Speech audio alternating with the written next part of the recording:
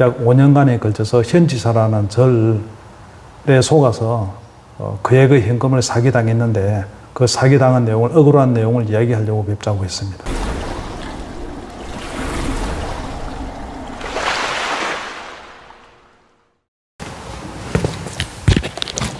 안녕하십니까? 예, 안녕하세요. 예, 본인 소개 부탁드리겠습니다. 저는 그 부산에 사는 라고 합니다. 네, 오늘 저를 만나고 어떤 얘기를 하고 싶어서 요청하셨습니까?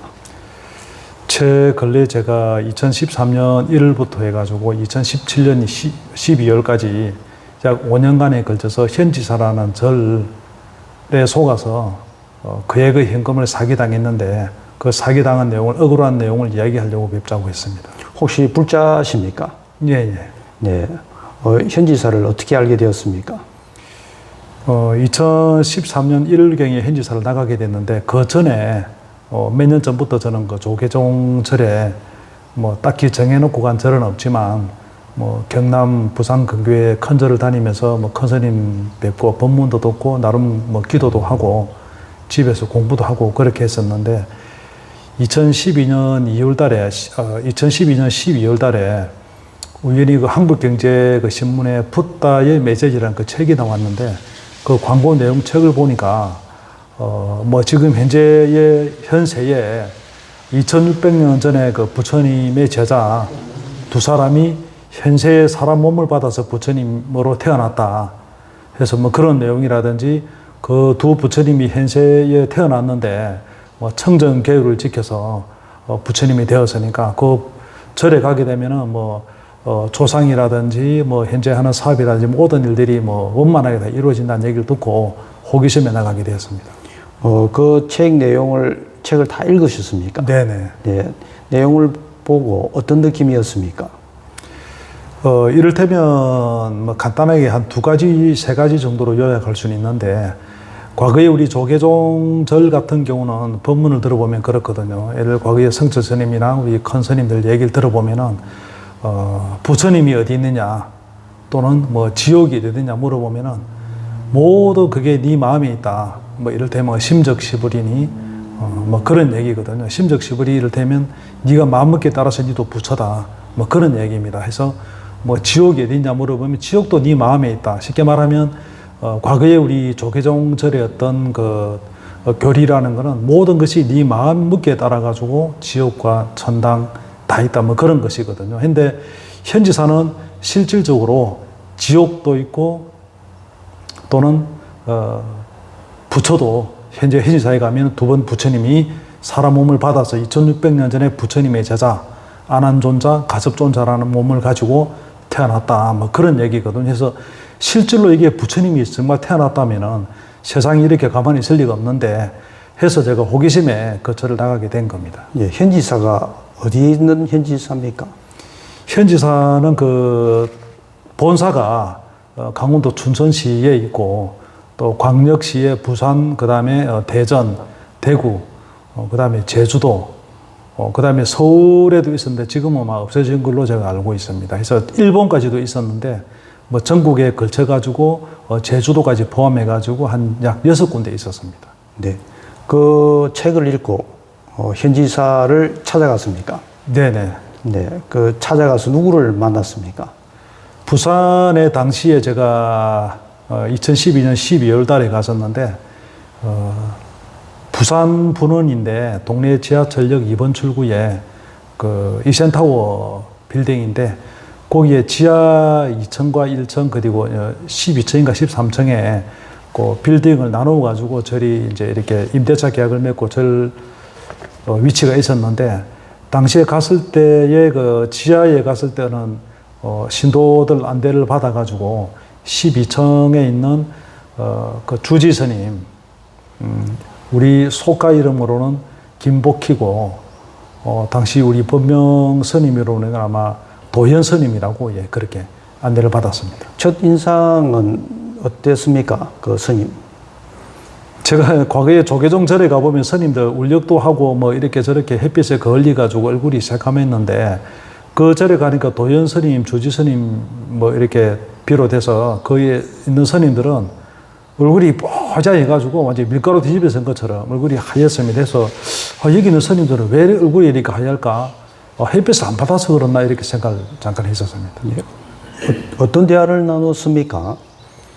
그 절에 이제 이게 어떻게 오게 됐냐 해서 방금 제가 말씀드린 대로 광고를 보고 왔다 해서 붓다의 메시지 그 책을 내가 주문해서 책을 좀 읽고 왔는데 아니 궁금한 내용이 실제로 부처님이 계시는 거냐 그리고 부처님이 계시다면 세상이 이렇게 조용할 리가 없는데 라고 얘기를 했더니 그 도현 스님이 하는 말이 다 그거는 인연 있는 사람들이 오는 거고 2600년 전에 인연 있는 사람들만 말을 알아듣고 오는 것입니다 라고 얘기를 해서 그럼 제가 인연 있는 사람입니까 하니까 당연히 인연이 있지요 라고 얘기를 하면서 근데 뭐 오게 되면서 뭐 이렇게 가정사나 뭐 어려운 점은 없었습니까 라고 얘기를 하길래 사실은 내가 이 절에 오게 된 거는 조계종 절에도 제가 나가기도 나갔지만 새벽에 나가서 기도도 하고 공부도 좀 했는데 집안 가정사가 내가 사실은 뭐 좀 애로사항이 좀 있다라고 얘기를 했더니 뭐냐고 해서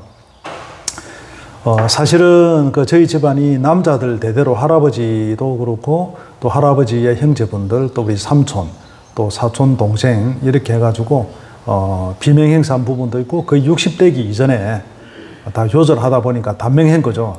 그래서 거기에 대한 항상 화두가 있고 딜레마 있는 차원에서 그 붓다의 메시지 책을 보니까 뭐 그렇게 돌아가신 분들 뭐 천도제를 잘하면 어떻게든 좋은 데로 다 모실 수 있다는 얘기를 듣고 그리고 오게 된 겁니다라고 얘기를 했습니다. 예.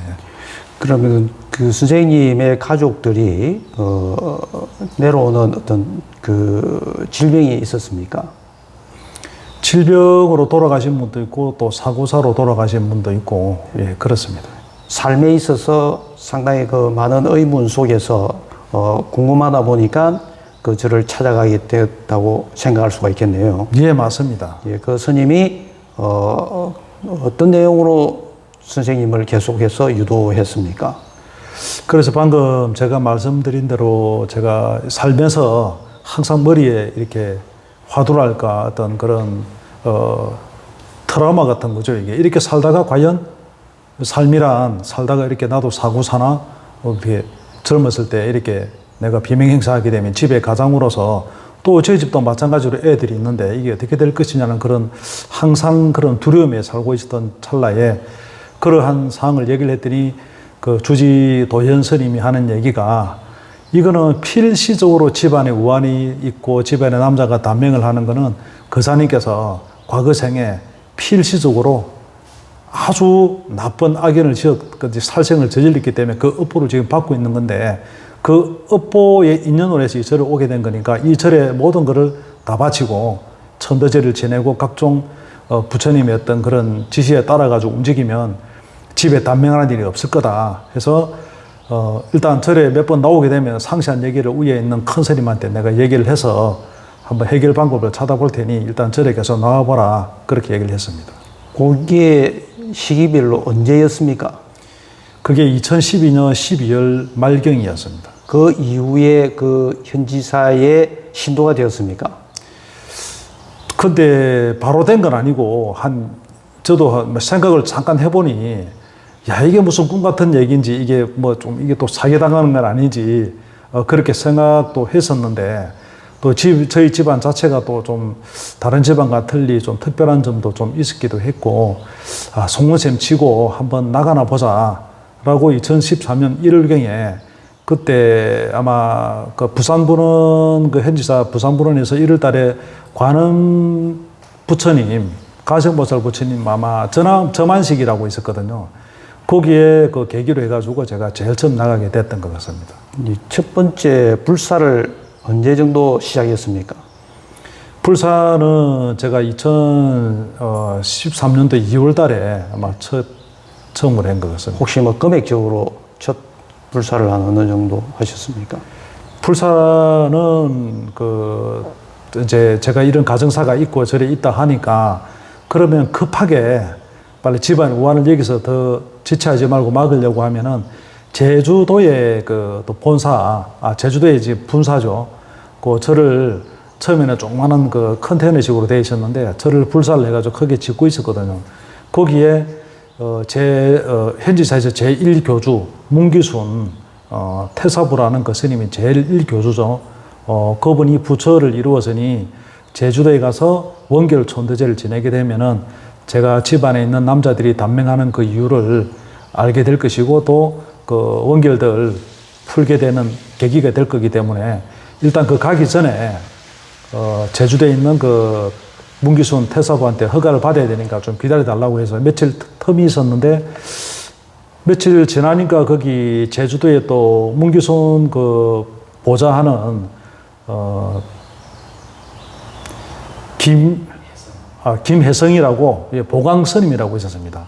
그 보광스님한테 전화가 왔는데 저한테 하는 얘기가 참 기가 찬 얘기지만은 거사님 제 얘기 똑바로 들으셔야 됩니다. 지금 거사님은 지금 우리 태사부님이 보니까 부처님인 거 아시죠? 부처님의 해안으로 보니 거사님은 이 절에 온 걸 정말 다행으로 생각해야 됩니다. 이 절에 만약 안 왔더라면은 집안에 단명하는 볼을 끊을 수도 없을 뿐더러 아마 지금 하는 사업도 몽땅 망하고 아마 집에 사는 게 아니었을 겁니다. 그래서 그 어떤 연유로 그렇습니까? 하니까 당신은 과거 생에 엄청난 업보를 저질렀기 때문에 한 집안을 몰락시킬 정도의 살생을 저지르고 했기 때문에 그 업보를 지금 받아서 남자 대대로 지금 단명하는 거기 때문에 천도제, 원결 천도제 날짜를 잡아서 오게 되면 꼭 혼자 오라. 다른 사람 달고 오지 마라. 그렇게 얘기를 했었습니다. 그 말씀을 듣고 어떤 생각을 하게 되었습니까, 선생님은? 소름이 쫙 끼쳤죠. 왜냐하면 제가 안 그래도 평생 살면서 어떤 집안의 어떤 그런 트라우마를 그냥 탁 꼬집어서 그 얘기를 하니까 그것도 지금 그 원결 천도제를 지내지 않으면 그 업보가 지금 당장 눈앞에 다가왔다고 하니까 일반 사람이면 아마 그렇게 겁을 안 낼 사람이 누가 있었겠습니까? 그런 일을 안 당하고 얘기를 해도 겁을 먹을 상황인데 저희 집안은 실제로 그런 일을 당했기 때문에 제가 뭐 서두를 수밖에 없었죠. 원결 천도제를 그분을 만나고 난 뒤에 얼마 만에 원결 천도제를 드리게 되었습니까? 현지사를 나가게 돼서 뭐 약 한 달 채 안 돼서 뭐 좀 그렇게 지내게 된 거죠. 제주도에서 지냈습니까? 예, 제주도에서요. 비용은 한 어느 정도?